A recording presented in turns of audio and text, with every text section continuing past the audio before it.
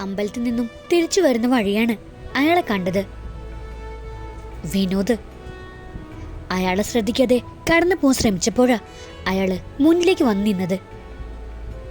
മദ്യത്തിന്റെ രൂക്ഷഗന്ധം മൂക്കിലേക്ക് അടിച്ചു. എന്താടി, നിനക്കെന്നെ കണ്ടിട്ട് ഒരു മൈൻഡ് ഇല്ലാത്തേ? ഈ വിനോദ് ഒരു കാര്യം വിചാരിച്ചിട്ടുണ്ടെങ്കിൽ അത് നടത്തിയിട്ട് തിരിച്ചു പോവൂ. ആ വഴിയിൽ ആരും ഉണ്ടായിരുന്നില്ല. എനിക്കാകെ പേടി തോന്നി. എന്റെ ദേവി കാത്തോണേ, മനസ്സിൽ പ്രാർത്ഥിച്ചു ഞാൻ. മുന്നിൽ നിന്ന് മാറ്, എനിക്ക് പോകണം. നീ അങ്ങനെ അങ്ങ് പോയാലോ? എന്നെ ഇഷ്ടമാന്ന് പറഞ്ഞിട്ട് പോയാൽ മതി നീയെ. അയാള് വിടുന്ന ലക്ഷണമില്ല. എനിക്ക് നിങ്ങളെ ഇഷ്ടമല്ല. ഒരു കൊലപാതകയെ സ്നേഹിക്കുന്നതിലും ഭേദം വല്ല ആറ്റിലോ കുളത്തിലോ ചാടി മരിക്കുന്നതാ. എന്നാല് എന്റെ മോള് മരിക്കാൻ തയ്യാറായിക്കോ. ഒരു ദിവസമെങ്കിൽ ഒരു ദിവസം നിന്നെ എന്റെ ഭാര്യയാക്കിയിട്ടേ എനിക്കിനി വിശ്രമമുള്ളൂ, കേട്ടോടി. പെട്ടെന്നാണ് ഒരു ബൈക്കിന്റെ ശബ്ദം കേട്ടത്. അത് ശ്രീയേന്റെ ബൈക്കിന്റെ ശബ്ദമാണ്. ആ ശബ്ദം കേട്ടപ്പോൾ തന്നെ എനിക്കത് മനസ്സിലായി. എന്റെ ദേവി, എന്റെ പ്രാർത്ഥന നീ കേട്ടല്ലോ. വിനോദിന്റെ പേശികൾ വലിഞ്ഞു മുറുകുന്നുണ്ടായിരുന്നു. എന്റെ പേടി കുറഞ്ഞു കുറഞ്ഞു വന്നു. പക്ഷേ ശ്രീയേട്ടൻ ഞങ്ങളെ ശ്രദ്ധിക്കാതെ കടന്നു പോയിരുന്നു. ആ പ്രതീക്ഷയും അസ്തമിച്ചിരിക്കുന്നു. വിനോദ് കുറച്ചുകൂടി മുന്നോട്ടേക്ക് നീങ്ങി വന്നു. എന്താടി നീയൊന്നും മിണ്ടാത്തേ? നിനക്കെന്നെ ഇഷ്ടപ്പെടാൻ പറ്റുമെന്ന് ഞാൻ നോക്കട്ടെ. അതും പറഞ്ഞ് അയാളെന്നെ അയാളിലേക്ക് അടുപ്പിച്ചു. അകറ്റി മാറ്റാൻ ശ്രമിച്ചിട്ടും ആ ബലിഷ്ഠമായ കൈകൾ എന്നെ വരിഞ്ഞു മുറുകുന്നുണ്ടായിരുന്നു. എന്റെ ജീവിതം ഇവിടെ തീരുകയാണ്. ഞാൻ കണ്ണുകൾ അടച്ചു. അയാളുടെ മുഖം എന്റെ അടുത്തേക്ക് അടുപ്പിച്ചു. ഉറക്കിയൊന്ന് കരയാൻ പോലും എനിക്കായില്ല. എന്റെ നാവുകൾ കുഴഞ്ഞുപോയി. ചെവികളിൽ ചൂളം വിളി കേട്ടു. പെട്ടെന്ന് പിന്നിൽ നിന്നും ഒരു ചവിട്ടേറ്റ് വിനോദ് താഴെ വീണു.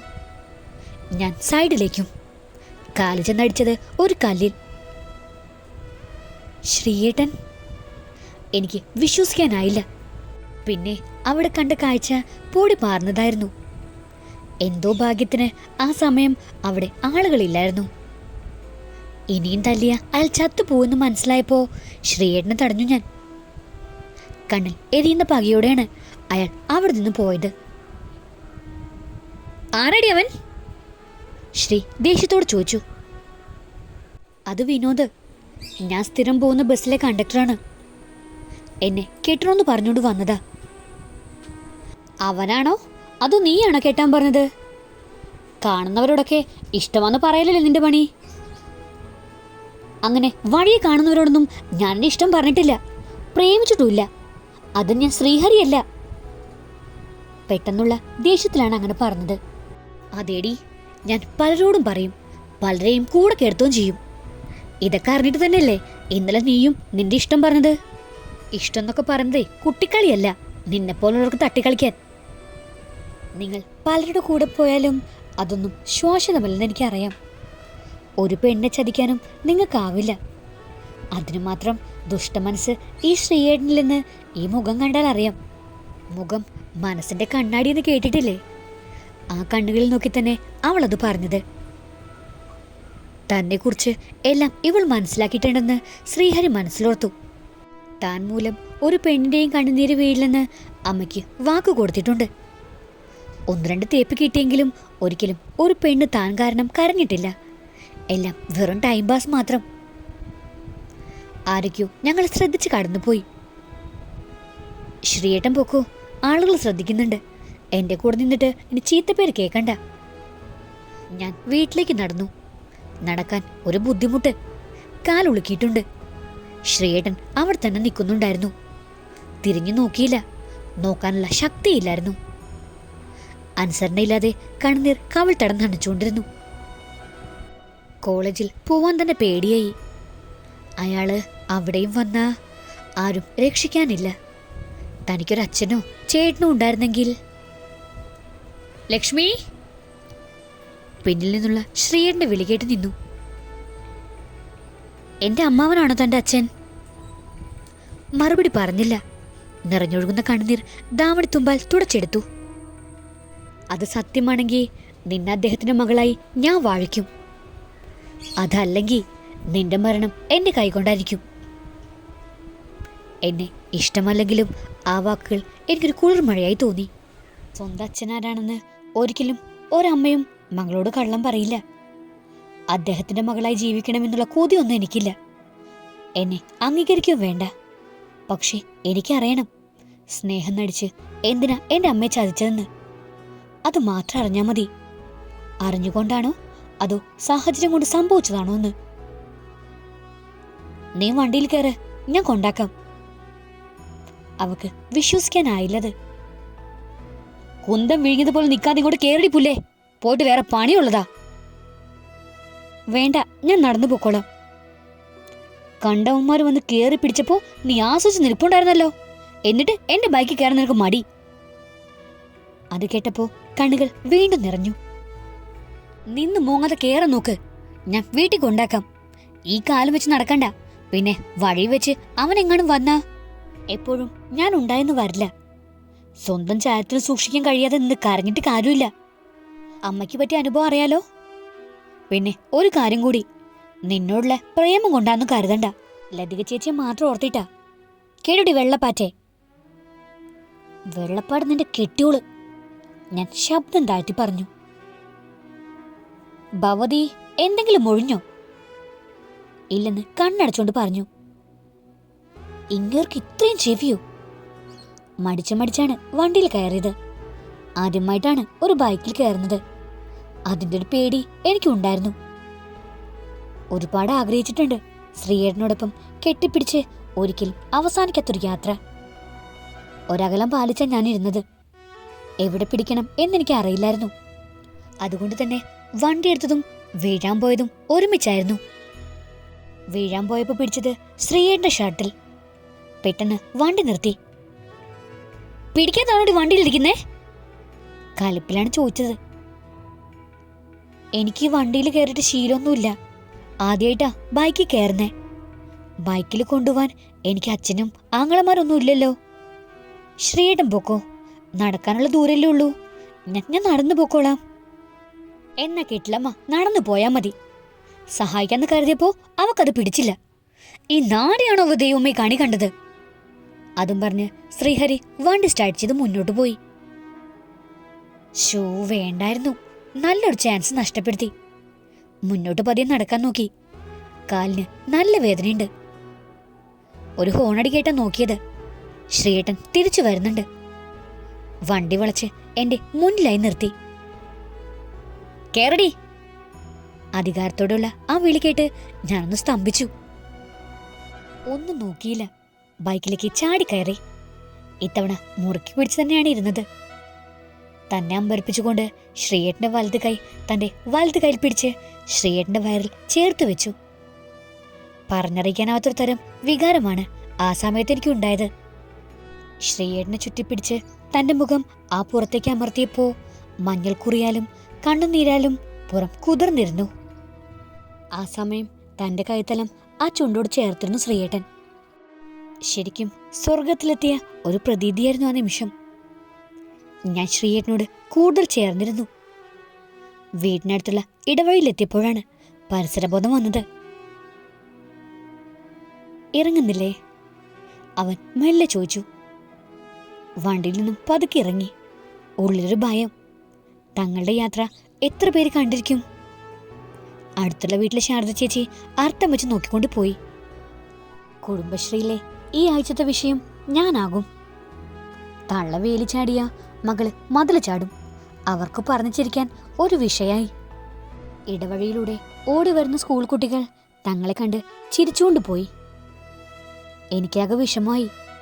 ഇന്ന് നാട്ടുകാരുടെ മുഖത്ത് എങ്ങനെ നോക്കും? അമ്മ ഇതറിഞ്ഞ എന്റെ മുഖം വാടിയത് കണ്ടിട്ടാന്ന് തോന്നുന്നു.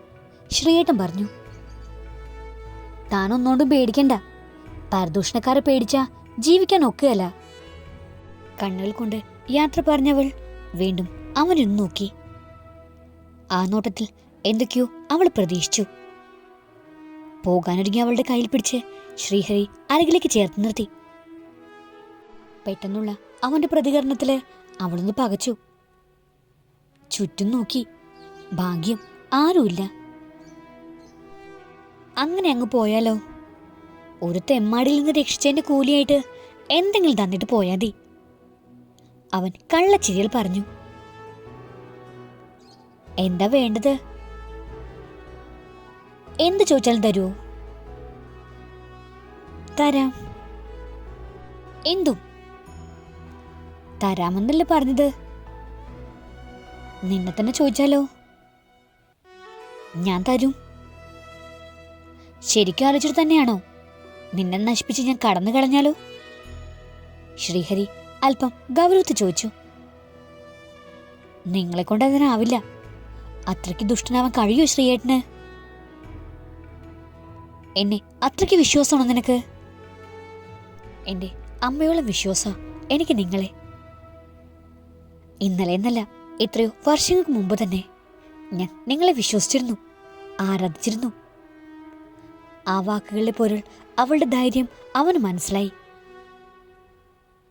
അമ്മയ്ക്ക് പറ്റിയ ചതി മകൾക്ക് സംഭവിച്ചാലോ? നീ എന്തു ചെയ്യും? അമ്മയല്ല ഞാൻ. നല്ലച്ഛന് പിറന്നതല്ലെങ്കിലും നല്ലൊരമ്മയുടെ വയറ്റി പിറന്നവളാ. പിന്നെ പണ്ടത്തെ കാലമൊന്നും അല്ല. കൊച്ചിനെ പ്രസവിച്ച് ചിറക്കൽ തറവാട്ടിലേക്ക് ഒരു വരവുണ്ട്. കൊച്ചിന്റെ തന്തയാണെന്ന് കണ്ടെത്താൻ ഒരു ബുദ്ധിമുട്ടുമില്ല.